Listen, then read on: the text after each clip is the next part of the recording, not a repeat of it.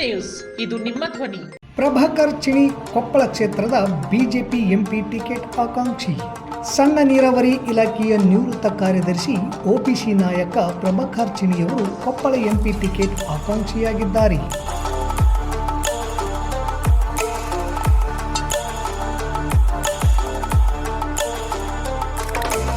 ಉಪ್ಪಾರ್ ಸಮಾಜದ ನಾಯಕರಾಗಿರುವ ಚಿಣಿಯವರಿಗೆ ಟಿಕೆಟ್ ನೀಡಲು ಬಿಜೆಪಿ ಕಾರ್ಯಕರ್ತರ ಒತ್ತಡವೂ ಹೆಚ್ಚಾಗಿದೆ. ಕ್ಷೇತ್ರದ ತುಂಬ ಇವರ ಹೆಸರು ಕೇಳಿಬರುತ್ತಿದೆ. ಕುಷ್ಟಗಿ ವಿಧಾನಸಭಾ ಸದಸ್ಯರಾದ ದೊಡ್ಡನಗೌಡ ಪಾಟೀಲ್ ಗೆಲುವಿನ ಹಿಂದೆ ಪ್ರಭಾಕರ್ ಚಿಣಿಯವರ ಪಾತ್ರ ಹೆಚ್ಚಿದೆ. ಕ್ಷೇತ್ರದ ತುಂಬ ಸಕ್ರಿಯರಾಗಿರುವ ಚಿಣಿಯವರಿಗೆ ಅಪಾರ ಅಭಿಮಾನಿ ಬಳಗವಿದೆ. ಸಮಾಜದ ಬೆಂಬಲವೂ ಇದೆ. ಇಲಾಖೆಯ ಸಾಧನೆಯಲ್ಲಿ ಇವರ ಶ್ರಮವಿದೆ. ಏತ ನೀರಾವರಿ ಯೋಜನೆಗಳಿಗೆ ಅತ್ಯಂತ ಹೆಚ್ಚಿನ ಒತ್ತು ನೀಡಿ ಅವುಗಳ ಯಶಸ್ವಿಗೊಳಿಸುವಲ್ಲಿ ಇವರ ಪಾತ್ರ ಅಪಾರವಾದುದು. ಯಶಸ್ವಿ ನೌಕರ ಯಶಸ್ವಿ ನಾಯಕನಾಗುತ್ತಾನೆ ಎನ್ನುವುದು ಇವರ ಅಭಿಮಾನಿಗಳ ಅಭಿಪ್ರಾಯ. ಕೊಪ್ಪಳ ಬಿಜೆಪಿಯ ಜಿಲ್ಲಾಧ್ಯಕ್ಷರು, ಕಾರ್ಯಕರ್ತರು, ಅಭಿಮಾನಿಗಳು, ಸಾರ್ವಜನಿಕರು ರಾಜ್ಯಾಧ್ಯಕ್ಷರಿಗೆ ಪ್ರಭಾಕರ್ ಚಿಣಿಯವರಿಗೆ ಟಿಕೆಟ್ ನೀಡಲು ಮನವಿ ಮಾಡಿದ್ದಾರೆ. ಕೊಪ್ಪಳ ಕ್ಷೇತ್ರದಲ್ಲಿ ಒಬಿಸಿ ಮತಗಳು ಹೆಚ್ಚು ಪ್ರಮಾಣದಲ್ಲಿದ್ದು ಇಲ್ಲಿಯವರೆಗೆ ಒಬಿಸಿ ಅಭ್ಯರ್ಥಿಗಳೇ ಇವರಿಗೆ ಆರಿಸಿ ಬಂದಿದ್ದಾರೆ. ಹಾಗಾಗಿ ಈ ಬಾರಿ ಬಿಜೆಪಿ ಟಿಕೆಟ್ ಒಬಿಸಿ ಅಭ್ಯರ್ಥಿಯನ್ನೇ ಹಾಕಬೇಕು ಎನ್ನುವ ಕೂಗು ಇದೆ.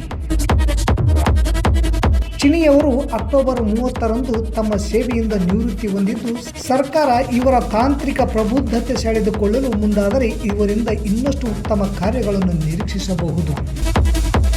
ಪಕ್ಷ ಟಿಕೆಟ್ ನೀಡಿದರೆ ಎಲ್ಲರ ವಿಶ್ವಾಸ ಪಡೆದು ಗೆಲ್ಲುತ್ತೇನೆಂಬ ವಿಶ್ವಾಸವಿದೆ ಎನ್ನುತ್ತಾರೆ ಬಿಜೆಪಿ ಟಿಕೆಟ್ ಆಕಾಂಕ್ಷಿ ಪ್ರಭಾಕರ್ ಚಿಣಿಯವರು.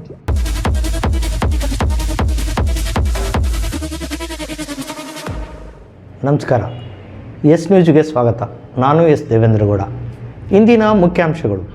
ನಗರಸಭೆ ಜಾಗ ವರದಿಗೆ ಪೌರಾಯುಕ್ತ ಮಂಜುನಾಥ್ ಗುಂಡೂರು ಸ್ಪಷ್ಟನೆ. ವಿದ್ಯುತ್ ವೈರ್ ಹಿಡಿದು ವ್ಯಕ್ತಿ ಸಾವು ಪ್ರಕರಣ ದಾಖಲು ಇಲ್ಲ ಯಾಕೆ? ಕರ್ನಾಟಕ ರಾಜ್ಯ ರೈತ ಸಂಘದಿಂದ ಜೋಳ ಖರೀದಿ ಕೇಂದ್ರಕ್ಕೆ ಒತ್ತಾಯ. ಕರವೇ ಶಿವರಾಮೇಗೌಡ ಬಣದಿಂದ ಶುದ್ಧ ಕುಡಿಯುವ ನೀರಿನ ಅಳವಡಿಕೆಗೆ ಚಾಲನೆ. ಜೋಳ ಖರೀದಿ ಕೇಂದ್ರ ಪ್ರಾರಂಭಿಸಲು ರೈತ ಸಂಘದ ನಿರುಪಾದಿ ಜಂಗಮರಟ್ಟಿ ಒತ್ತಾಯ. ವಾರ್ತೆಗಳ ವಿವರ. ನಗರಸಭೆಯ ಜಾಗದಲ್ಲಿ ಮೌಲಾ ಸಾಬ್ ಮನೆ ಕಟ್ಟುವ ಬಗ್ಗೆ ವರದಿಯಾಗಿದ್ದು, ಮೌಲಾ ಸಾಬ್ ಕಟ್ಟುವ ಜಾಗ ನಗರಸಭೆಗೆ ಸೇರಿದ್ದಲ್ಲ. ಮೌಲಾ ಸಾಬ್ ಸುಳ್ಳು ಹೇಳಿದ್ದಾನೆ ಎಂದು ನಗರಸಭೆ ಪೌರಾಯುಕ್ತ ಮಂಜುನಾಥ್ ಗುಂಡೂರು ಎಸ್ ನ್ಯೂಸ್ಗೆ ಸ್ಪಷ್ಟನೆ ನೀಡಿದರು. ನಗರಸಭೆ ಜಾಗದಲ್ಲಿ ಮನೆ ಕಟ್ಟುತ್ತಿದ್ದೇನೆ. ನಮ್ಮ ತಾಯಿಯ ಹೆಸರಿನಲ್ಲಿ ನಗರಸಭೆಯ ವತಿಯಿಂದ ಹಕ್ಕುಪತ್ರ ನೀಡಿದ್ದಾರೆ. ಮನೆ ತೆರಿಗೆ ಕಟ್ಟಿದ್ದೇನೆ. ಮುಟೇಶನ್ ಆಗಿ ಫಾರ್ಮ್ ನಂಬರ್ 3 ನೀಡಿದ್ದಾರೆ. ಹಾಗಾಗಿ ನಾನು ಮನೆ ನಿರ್ಮಾಣ ಕಾರ್ಯ ಮಾಡುತ್ತಿದ್ದೇನೆ ಎಂದು ಎಸ್ ನ್ಯೂಸ್ ಜೊತೆ ಮೌಲಾ ಸಾಬ್ ಮಾತನಾಡಿದ ಬಗ್ಗೆ ವರದಿಯಾಗಿತ್ತು. ಮೌಲಾ ಸಾಬ್ ಹೇಳಿದಂತೆ ಅವರ ಯಾವುದೇ ಹಕ್ಕು ಪತ್ರದ ದಾಖಲಾತಿಗಳು ನಗರಸಭೆಯಲ್ಲಿ ಇಲ್ಲ. ಆತನ ಬಳಿ ಇರುವ ಹಕ್ಕುಪತ್ರ ನಕಲಿಯಾಗಿದೆ, ಅಸಲಿ ಅಲ್ಲ. ವಿನಾಕಾರಣ ನಗರಸಭೆ ಜಾಗ ಎಂದು ಹಾಕುವ ಮೂಲಕ ಜನರಿಗೆ ತಪ್ಪು ಸಂದೇಶ ನೀಡುತ್ತಿದ್ದಾನೆ. ಸರ್ಕಾರಿ ಜಾಗದಲ್ಲಿ ಅಕ್ರಮವಾಗಿ ವಾಸ ಮಾಡುವ ಮೂಲಕ ಅನಧಿಕೃತ ಮನೆ ಕಟ್ಟುವ ಬಗ್ಗೆ ಹಾಗೂ ಅನಧಿಕೃತವಾಗಿ ವಾಸ ಮಾಡುತ್ತಿರುವವರ ಜಾಗ ಖಾಲಿ ಮಾಡುವಂತೆ ಈಗಾಗಲೇ ನೋಟಿಸ್ ನೀಡಲಾಗಿದೆ. ಅಲ್ಲದೆ ಅವರ ಮೇಲೆ ನಗರ ಠಾಣೆಯಲ್ಲಿ ಪ್ರಕರಣ ದಾಖಲು ಮಾಡಲಾಗಿದೆ. ನಾನು ಹಾಗೂ ತಹಸೀಲ್ದಾರರು ಸ್ಥಳಕ್ಕೆ ಭೇಟಿ ನೀಡಿ ಪರಿಶೀಲನೆ ಮಾಡಿ ಜಾಗದ ಬಗ್ಗೆ ಸರ್ವೆ ಮಾಡಿ ವರದಿ ನೀಡುವಂತೆ ಸರ್ವೆ ಇಲಾಖೆಗೆ ಪತ್ರ ಬರೆಯಲಾಗಿದೆ. ಸರ್ವೆ ಪ್ರಕಾರ ನಗರಸಭೆ ಜಾಗವೆಂದು ಕಂಡುಬಂದರೆ ನಿಯಮಾನುಸಾರವಾಗಿ ಕ್ರಮ ಕೈಗೊಂಡು ನಗರಸಭೆ ವಶಕ್ಕೆ ತೆಗೆದುಕೊಂಡು ಅನಧಿಕೃತವಾಗಿ ವಾಸ ಮಾಡಿ ಮನೆ, ಶೆಡ್ಡು, ಗುಡಿಸಲು ಹಾಕಿಕೊಂಡಿದ್ದನ್ನು ನೆಲಸಮ ಮಾಡಲಾಗುವುದು ಎಂದರು. ಸರ್ಕಾರಿ ಜಾಗದಲ್ಲಿ ಅನಧಿಕೃತವಾಗಿ ವಾಸ ಮಾಡುವ ಮೌಲಾ ಸಾಬ್ ಸೇರಿದಂತೆ 17 ಜನರ ಮೇಲೆ ಈಗಾಗಲೇ ನಗರ ಠಾಣೆಯಲ್ಲಿ ಪ್ರಕರಣ ದಾಖಲು ಮಾಡಲಾಗಿದೆ. ಈಗ ನಗರಸಭೆಯ ಜಾಗದಲ್ಲಿ ವಾಸ ಮಾಡುತ್ತೇನೆ ಎಂದು ಮಾಧ್ಯಮದ ಮುಂದೆ ಸುಳ್ಳು ಹೇಳಿದ ಕಾರಣ ಮೌಲಾ ಸಾಬ್ ಮೇಲೆ ಮತ್ತೊಂದು ಪ್ರಕರಣ ದಾಖಲು ಮಾಡಲಾಗುವುದು ಎಂದರು. ಸದರಿ ಪ್ರಕರಣ ಲೋಕಾಯುಕ್ತದಲ್ಲಿ ದಾಖಲಾಗಿದೆ. ಎಲ್ಲ ದಾಖಲಾತಿಗಳನ್ನು ಪರಿಶೀಲನೆ ಮಾಡಿ ಮುಂದಿನ ಕ್ರಮ ಕೈಗೊಳ್ಳಲಾಗುವುದು. ಸುಳ್ಳು ಹೇಳಿಕೆ ನೀಡಿದ ಮೌಲಾ ಸಾಬ್ ಮೇಲೆ ಮತ್ತೊಂದು ಪ್ರಕರಣ ದಾಖಲು ಮಾಡಲಾಗುವುದು ಎಂದು ಪೌರಾಯುಕ್ತ ಮಂಜುನಾಥ್ ಗುಂಡೂರು ತಿಳಿಸಿದರು. ವಿದ್ಯುತ್ ತಗುಲಿ ವ್ಯಕ್ತಿಯೊಬ್ಬ ಸಾವನ್ನಪ್ಪಿದ ಘಟನೆ ನಗರದಲ್ಲಿ ಇಂದು ಬೆಳಗಿನ ಜಾವ ನಡೆದಿದೆ. ನಗರದ ಭಾಗೀರಥಿ ಕಾಲೋನಿ ನಿವಾಸಿ ಗೋವಿಂದ ತಂದೆ ಬಸವರಾಜ್ ಕಟ್ಟಿಮನಿ ಮೃತಪಟ್ಟ ನತದುಷ್ಟನಾಗಿದ್ದು ತಿಳಿದು ಬಂದಿದೆ. ಕುಟುಂಬಸ್ಥರ ಆಕ್ರಂದನ ಆಸ್ಪತ್ರೆಯಲ್ಲಿ ಕಂಡುಬಂತು. ಮೃತ ಗೋವಿಂದ ಹೊಲದ ಹತ್ತಿರ ಇರುವ ಹೈ ವೋಲ್ಟೇಜ್ ತಂತಿ ತಾನೇ ಹಿಡಿದು ಸಾವನ್ನಪ್ಪಿದ ಬಗ್ಗೆ ಜನರು ಮಾತನಾಡುತ್ತಿದ್ದು ಕಂಡುಬಂತು. ತಂತಿ ಹಿಡಿದು ಕೆಳಗೆ ಬಿದ್ದ ಗೋವಿಂದನನ್ನು ತಕ್ಷಣ ಕುಟುಂಬದವರು ಸರ್ಕಾರಿ ಆಸ್ಪತ್ರೆಗೆ ದಾಖಲು ಮಾಡಿದ್ದು, ಕರ್ತವ್ಯದಲ್ಲಿದ್ದ ಡಾಕ್ಟರ್ ಶಿವಕುಮಾರ್ ಚಿಕಿತ್ಸೆ ನೀಡಿದರೂ ಸಹ ಚಿಕಿತ್ಸೆ ಫಲಿಸದೆ ಗೋವಿಂದವರು ಆಸ್ಪತ್ರೆಯಲ್ಲಿ ಮೃತಪಟ್ಟಿದ್ದಾನೆ. ಗೋವಿಂದನನ್ನು ಆಸ್ಪತ್ರೆಗೆ ದಾಖಲು ಮಾಡಿದಾಗ ಆಸ್ಪತ್ರೆಯಲ್ಲಿ MLC ಮಾಡಿ ಚಿಕಿತ್ಸೆಯನ್ನು ನೀಡಲಾಗಿದೆ. ಗಾಯಾಳು ಸತ್ತಾಗ ಮರಣೋತ್ತರ ಪರೀಕ್ಷೆಯ ನಂತರ ಶವವನ್ನು ಪೊಲೀಸರು ಪಂಚನಾಮೆ ನಂತರ ಕುಟುಂಬಸ್ಥರಿಗೆ ನೀಡಬೇಕು. MLC ಆಗಿದ್ದು ಇದರ ಬಗ್ಗೆ ಪೊಲೀಸ್ ಠಾಣೆಗೆ ಮಾಹಿತಿ ನೀಡಿದ ವೈದ್ಯರು, ಪೊಲೀಸರು ಆಸ್ಪತ್ರೆಗೆ ಬರುವುದರೊಳಗೆ ಶವವನ್ನು ಕುಟುಂಬಸ್ಥರಿಗೆ ನೀಡಿದ್ದು, ನೋಡಿದರೆ ಸಾವನ್ನಪ್ಪಿದ ವ್ಯಕ್ತಿಯ ಸಾವಿನ ಬಗ್ಗೆ ಅನುಮಾನ ಬರುವುದು ಸಹಜ. ಅಲ್ಲದೆ ಪೊಲೀಸರಿಗೆ ಮಾಹಿತಿ ನೀಡಿ ಆಸ್ಪತ್ರೆಗೆ ಪೊಲೀಸರು ಬರುವುದರೊಳಗೆ ಶವವನ್ನು ಕುಟುಂಬಸ್ಥರಿಗೆ ಹಸ್ತಾಂತರ ಮಾಡಿದ ವೈದ್ಯರು ನಡೆಯ ಬಗ್ಗೆ ಸಂಶಯವೂ ವ್ಯಕ್ತವಾಗುತ್ತಿದೆ. ನಾವು ಬಂದ ಮೇಲೆ ಮರಣೋತ್ತರ ಪರೀಕ್ಷೆ ಮಾಡಿ ಕುಟುಂಬಸ್ಥರ ಹೇಳಿಕೆ ನೀಡಿದ ಮೇಲೆ ಮುಂದಿನ ಕ್ರಮ ನಾವು ತೆಗೆದುಕೊಳ್ಳುತ್ತೇವೆ. ನಾವು ಇಲ್ಲದೆ ಅದು ಹೇಗೆ ಶವವನ್ನು ಕುಟುಂಬಸ್ಥರಿಗೆ ನೀಡಿದ್ದೀರಿ, ಶವವನ್ನು ಆಸ್ಪತ್ರೆಗೆ ತರಿಸಿ ಎಂದು ನಗರ ಠಾಣೆಯ ಪೊಲೀಸರು ಡಾಕ್ಟರ್ ಶಶಿಕುಮಾರ್ನನ್ನು ಕೇಳಿದಾಗ ಆಗ ವೈದ್ಯಾಧಿಕಾರಿ ತಬ್ಬಿಬ್ಬಾದ ಘಟನೆ ನಡೆಯಿತು. MSP ದರದಲ್ಲಿ ಜೋಳ ಖರೀದಿ 4 ದಿವಸದಲ್ಲಿ ನೋಂದಣಿ ಮಾಡಿಕೊಳ್ಳಬೇಕು. 8 ದಿನದೊಳಗೆ ಖರೀದಿ ಕೇಂದ್ರ ತೆರೆಯಬೇಕು. ಇಲ್ಲದಿದ್ದರೆ ಪೋತ್ನಾಳ್, ಅರಿಮಿರ ಕ್ಯಾಂಪ್, ಕುನಟಿ ಕ್ಯಾಂಪ್, ಸುರಪುರಂ ಜಂಕ್ಷನ್ನಲ್ಲಿ ರೈತ ಸಂಘಟನೆಯಿಂದ ರಸ್ತೆ ತಡೆ ಮಾಡಲಾಗುವುದು ಎಂದು ರೈತ ಸಂಘದ ಪ್ರಧಾನ ಕಾರ್ಯದರ್ಶಿ ಅಮೀನ್ ಪಾಷಾ ದಿದ್ದಿಗೆ ಹೇಳಿದರು. 2022-23ನೇ ಸಾಲಿನಲ್ಲಿ 1 ಎಕರೆಗೆ 10 ಕ್ವಿಂಟಲ್ ಜೋಳ ಖರೀದಿ ಎಂದು ಘೋಷಣೆ ಮಾಡಿತ್ತು. ಈಗ 2024-25ನೇ ಸಾಲಿನಲ್ಲಿ 1 ಎಕರೆಗೆ 20 ಕ್ವಿಂಟಲ್ ಜೋಳ ಖರೀದಿಗೆ ಸರ್ಕಾರ ಘೋಷಣೆ ಮಾಡಿದೆ. ಆದರೆ ಇದುವರೆಗೂ ನೋಂದಣಿ ಮತ್ತು ತೂಕ ಮಾಡಿಕೊಳ್ಳುವಲ್ಲಿ ಮನಸ್ಸು ಮಾಡದೆ ರೈತರ ಮೂಗಿಗೆ ತುಪ್ಪ ಸವರುತ್ತಿದ್ದಾರೆ ಎಂದು ಕಿಡಿಕಾರಿದರು. ಚುನಾವಣೆ ಹತ್ತಿರ ಬಂದಾಗ ನಾನು ರೈತನ ಮಗ, ರೈತರು ಅನ್ನದಾತರೆಂದು ಹೇಳುತ್ತಾರೆ. ಈ ರಾಜ್ಯದ 224 ಜನ ಶಾಸಕರಿಗೂ MLCಗಳಿಗೂ ಗೊತ್ತಿದೆ ಹಿಂಗಾರು ಖರೀದಿ ನೋಂದಣಿ ಪ್ರಾರಂಭವಾಗಿಲ್ಲ ಅನ್ನೋದು. ಯಾರು ಕೂಡ ಶಾಸನ ಸಭೆಯಲ್ಲಿ ರೈತರ ಪರ ಧ್ವನಿ ಎತ್ತಲಿಲ್ಲ. ಇವರೆಲ್ಲರಿಗೂ ಕೊಡುವ ಸಂಬಳದಲ್ಲಿ 70% ತೆರಿಗೆ ರೈತರದಿದೆ ಎಂದರು. ಜಿಲ್ಲೆಯ 7 ಜನ ಶಾಸಕರು ಖರೀದಿ ಕೇಂದ್ರದ ಬಗ್ಗೆ ಶಾಸನ ಸಭೆಯಲ್ಲಿ ಮಾತನಾಡಲಿಲ್ಲ. ಇದಕ್ಕೆ ಕಾರಣವಾದರೂ ಏನು? ಹಿಂಗಾರು ನೋಂದಣಿ ಆಗುತ್ತಿಲ್ಲ. ಜಿಲ್ಲಾ ವರಿಷ್ಠಾಧಿಕಾರಿಗಳನ್ನು ಕೇಳಿದರೆ ನಾನು ಕಮಿಷನರಿಗೆ ಪತ್ರ ಬರೆದಿದ್ದೇನೆ ಅನ್ನುತ್ತಾರೆ. ಹೀಗೆ ರೈತರನ್ನು ಗೊಂದಲದಲ್ಲಿ ಸಿಲುಕಿಸಿದರೆ ಶಾಸಕಾಂಗದ ಕಾರ್ಯಾಂಗದ ಕೆಲಸವೇನು ಎಂದು ಪ್ರಶ್ನಿಸಿದರು. ಕೂಡಲೇ ತಕ್ಷಣವೇ ಇನ್ನು 4 ದಿವಸದೊಳಗಾಗಿ ನೋಂದಣಿ ಕಾರ್ಯ ಪ್ರಾರಂಭ ಮಾಡಬೇಕು ಮತ್ತು 8 ದಿವಸದೊಳಗಾಗಿ ಖರೀದಿ ತೂಕ ಆರಂಭಿಸಬೇಕು. ಇಲ್ಲದಿದ್ದರೆ ರಸ್ತೆ ತಡೆ ಚಳುವಳಿ ಹಮ್ಮಿಕೊಳ್ಳುತ್ತೇವೆ. ಅದಕ್ಕೂ ಬಗ್ಗಲಿಲ್ಲ ಎಂದರೆ ಸಿಂಧನೂರು ಬಂದ್ ಮಾಡುತ್ತೇವೆ. ಇಂತಹ ಪರಿಸ್ಥಿತಿ ನಿರ್ಮಾಣ ಆಗುವುದಕ್ಕೂ ಮೊದಲು ಆಡಳಿತಾರೂಢ ಸರ್ಕಾರ ಎಚ್ಚೆತ್ತುಕೊಂಡು ಆದಷ್ಟು ಬೇಗ ನೋಂದಣಿ ಮತ್ತು ಖರೀದಿ ತೂಕ ಪ್ರಾರಂಭಿಸಬೇಕೆಂದು ಒತ್ತಾಯಿಸಿದರು. SKM ಸಂಘಟನೆ ಮತ್ತು ಇನ್ನಿತರ ಸಂಘಟನೆ ಸೇರಿ ದೆಹಲಿಯಲ್ಲಿ ರೈತರು ನಡೆಸಿರುವ ಹೋರಾಟದ ಚಳುವಳಿಗೆ ರಾಜ್ಯದಿಂದ 2,000 ರೈತರು ಮಾರ್ಚ್ 14ರಂದು ಪಾಲ್ಗೊಳ್ಳಲಿದ್ದಾರೆ. ಆ ರೈತರ ಹೋರಾಟಕ್ಕೆ ಇಂದಿಗೆ 19 ದಿನಗಳಾಯಿತು ಎಂದರು. ಈ ಸಂದರ್ಭದಲ್ಲಿ ಜಿಲ್ಲಾಧ್ಯಕ್ಷ ಬಸವರಾಜ್ ಅಂಚಿನಾಳ್, ಗೌರವಾಧ್ಯಕ್ಷ ಮಲ್ಲಿಕಾರ್ಜುನ್ ಸಾವುಕಾರ ಎಲೆಕುಳ್ಳಿಗಿ, ಜಿಲ್ಲಾ ಉಪಾಧ್ಯಕ್ಷ ಯೂಸುಫ್ ಸಾಬ್, ವೀರೇಶ್ ಮಡಿವಾಳ್, ಇಸ್ಮಾಯಿಲ್ ಸಾಬ್, ಅಣ್ಣಪ್ಪ ಜಾಲಿಹಾಳ್, ದೊಡ್ಡಪ್ಪ ಜಾಲಿಹಾಳ್ ಸೇರಿದಂತೆ ಅನೇಕ ರೈತ ಮುಖಂಡರಿದ್ದರು. MLCಗಳಾಗಲಿ ಏನಾದರೂ ಪ್ರಯತ್ನ ಮಾತಾಡಿದ್ರ ಶಾಸನ ಸಭೆಯಲ್ಲಿ? ಇವ್ರ ಖರ್ಚಿನಲ್ಲಿ ಇವ್ರಿಗೆ ಬರ್ತಕ್ಕಂಥ ಪಗಾರದಲ್ಲಿ 60% 76% ತೆರಿಗೆ ನಮ್ದಿದೆ ರೈತರು.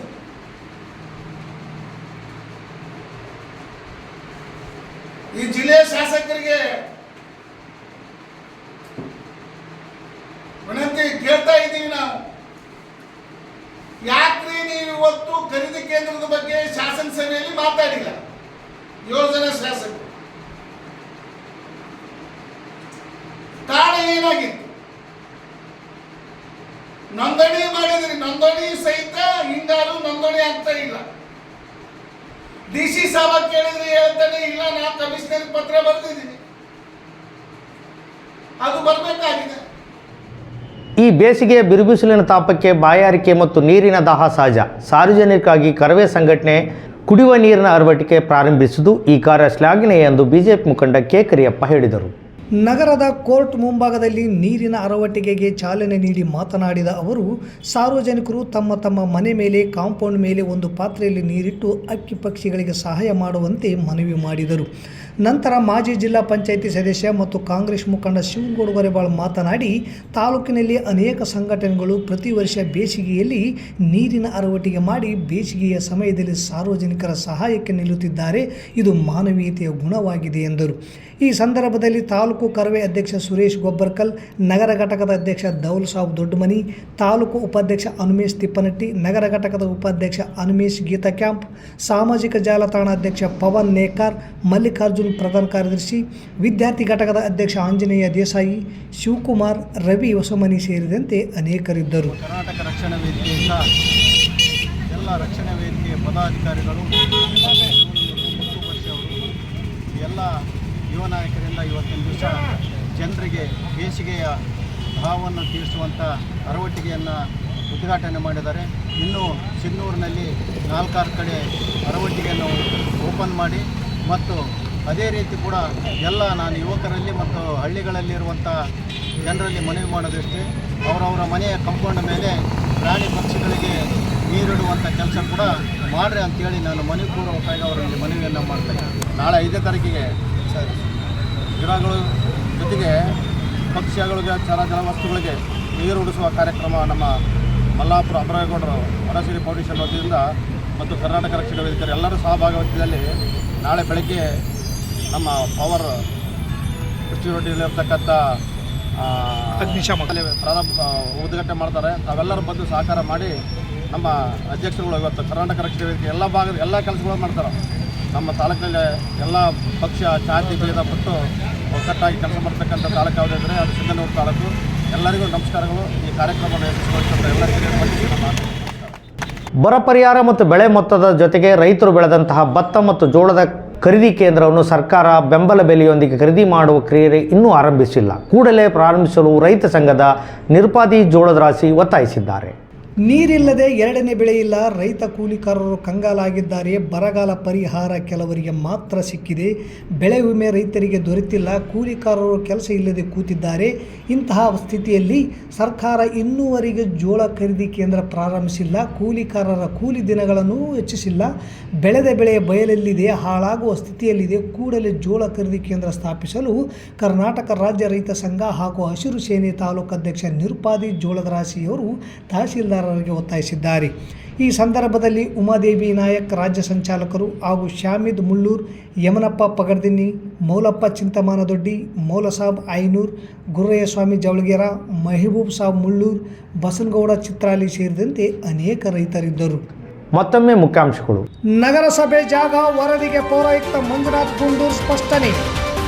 ವಿದ್ಯುತ್ ವೈರ್ ಹಿಡಿದು ವ್ಯಕ್ತಿ ಸಾವು ಪ್ರಕರಣ ದಾಖಲು ಇಲ್ಲ ಯಾಕೆ? ಕರ್ನಾಟಕ ರಾಜ್ಯ ರೈತ ಸಂಘದಿಂದ ಜೋಳ ಖರೀದಿ ಕೇಂದ್ರಕ್ಕೆ ಒತ್ತಾಯ. ಕರವೇ ಶಿವರಾಮೇಗೌಡ ಬಣದಿಂದ ಶುದ್ಧ ಕುಡಿಯುವ ನೀರಿನ ಅರವಟ್ಟಿಗೆಗೆ ಚಾಲನೆ. ಜೋಳ ಖರೀದಿ ಕೇಂದ್ರ ಪ್ರಾರಂಭಿಸಲು ರೈತ ಸಂಘದ ನಿರುಪಾದಿ ಜಂಗಮರಟ್ಟಿ ಒತ್ತಾಯ.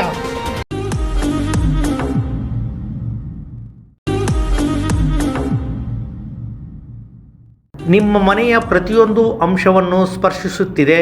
ಹಾವೆಲ್ಸ್ನ ಅತ್ಯುತ್ತಮ ಶ್ರೇಣಿಯ ಎಲೆಕ್ಟ್ರಿಕಲ್ ಉತ್ಪನ್ನಗಳು ಮತ್ತು ಗೃಹೋಪಯೋಗಿ ವಸ್ತುಗಳ ಖರೀದಿಗಾಗಿ ಹಿಂದೆ ಭೇಟಿ ಕೊಡಿ. ಮೆಸರ್ಸ್ ಆನಂದ್ ಎಂಟರ್ಪ್ರೈಸಸ್, ಜೈನ್ ಕಲ್ಯಾಣ ಮಂಟಪದ ಹಿಂದೆ, ಆನಂದ್ ಪಬ್ಲಿಕ್ ಶಾಲೆ ಹತ್ತಿರ, ವೆಂಕಟೇಶ್ವರ ನಗರ, ಸಿಂಧನೂರು. ಹಾವೆಲ್ಸ್ನ ಅತ್ಯುತ್ತಮ ಶ್ರೇಣಿಯ ಎಲೆಕ್ಟ್ರಿಕಲ್ ಉತ್ಪನ್ನಗಳು ಮತ್ತು ಗೃಹೋಪಯೋಗಿ ವಸ್ತುಗಳು ಖರೀದಿಗಾಗಿ ಹಿಂದೆ ಭೇಟಿ ಕೊಡಿ. ಮೆಸರ್ಸ್ ಆನಂದ್ ಎಂಟರ್ಪ್ರೈಸಸ್, ಜೈನ್ ಕಲ್ಯಾಣ ಮಂಟಪದ ಹಿಂದೆ, ಆನಂದ್ ಪಬ್ಲಿಕ್ ಶಾಲೆ ಹತ್ತಿರ, Venkateshwara Nagar, Sindhanur. Havells Galaxy showroom, ಸಿಂಧನೂರಿನಲ್ಲಿ.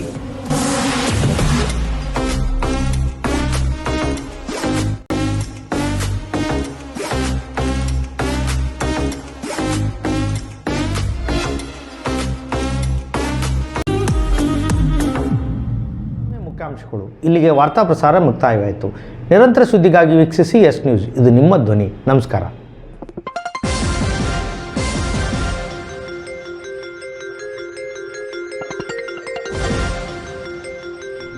S news, ಇದು ನಿಮ್ಮ ಧ್ವನಿ.